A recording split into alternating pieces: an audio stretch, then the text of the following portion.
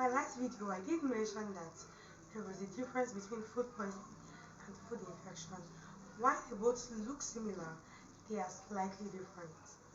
Food infection is when you consume a food that has been contaminated with the presence of microorganisms such as bacteria, parasites, viruses, any harmful pathogenic organism that has found its way into your food and you consume it. Now, when you consume this food, these organisms are ingested into your body and then they begin to grow and multiply. Now, as a result of this growth and multiplication, they then begin to give you certain symptoms.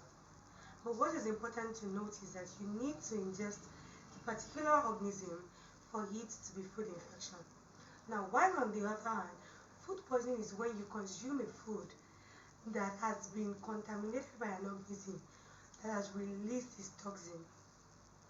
Let me take that again.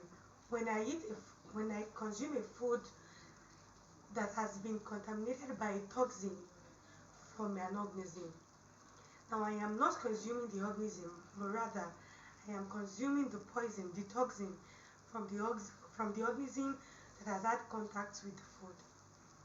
Now, when I consume this, the effect is almost immediately because I am consuming a toxin or a poison from a particular microorganism. Now, while in the case of food infection, it might take some hours or some days before you begin to see the symptom. With food poisoning, on the other hand, the symptom is almost immediately.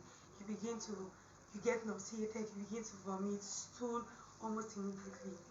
But with food infection, it will take some days, some hours before you begin to see the effects in your body.